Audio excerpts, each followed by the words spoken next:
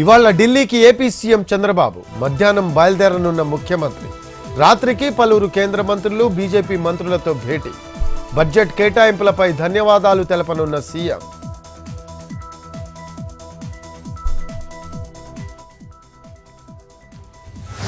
కేంద్ర బడ్జెట్లో తెలంగాణకు అన్యాయంపై కాంగ్రెస్ పోరుబాట ఇవాళ టీపీసీసీ ఆధ్వర్యంలో ట్యాంక్ బండ్ అంబేద్కర్ విగ్రహం దగ్గర ధర్నా రేపు రాష్ట్ర వ్యాప్తంగా ఆందోళనలు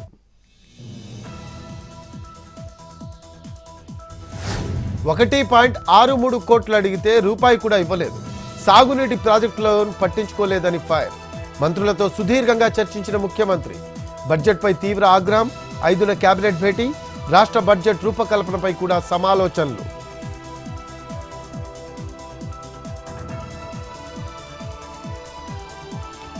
శ్రీ సత్యసాయి జిల్లా రోళ్ల మండలంలో రైతుల ఆందోళన వ్యవసాయానికి 3 ఫేజ్ విద్యుత్ సరఫరాలో కోతలు విధిస్తున్నారని నిరసన పంటలు ఎండిపోతున్నాయని అన్నదాతల ఆవేదన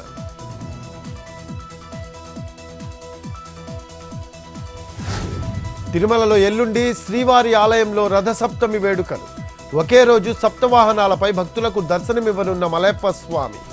రేపటి నుంచి 5 వరకు సర్వదర్శనం భక్తులకు టోకెన్లు జారీ రద్దు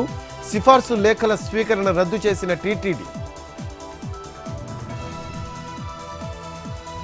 తిరుమలలో భక్తుల రద్దీ సాధారణం 6 కంపార్ట్మెంట్లలో వేచి ఉన్న జనం సర్వదర్శనానికి 8 గంటల సమయం నిన్న 80,871 మంది దర్శనం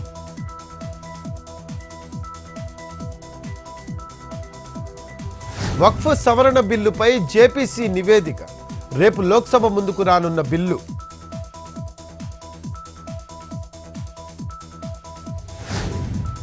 దేశంలో భారీగా పెరిగిన జీఎస్టీ వసూళ్లు 196,000 కోట్లకు చేరిన వసూళ్లు 12.3% పెరిగిన ఆదాయం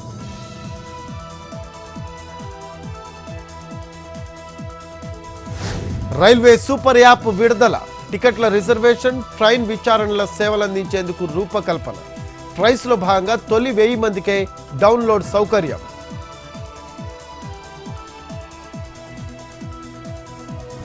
గుజరాత్లోని వడోదరలో ఇంటర్నేషనల్ మ్యారథాన్ 2025 జెండా ఊపి ప్రారంభించిన సీఎం భూపేంద్ర పటేల్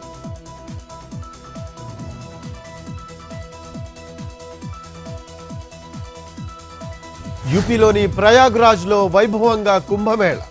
వసంత పంచమి కారణంగా భారీగా తరలి వస్తున్న భక్తులు నిన్నటి వరకు 33 కోట్ల మంది పుణ్యస్నానాలు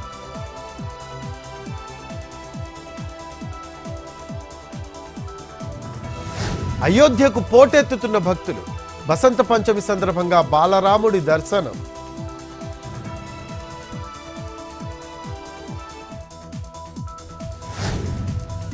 ఉత్తరాఖండ్లో వసంత పంచమి వేడుకలు హరిద్వార్ దగ్గర గంగా నదిలో భక్తుల పుణ్యస్నానాలు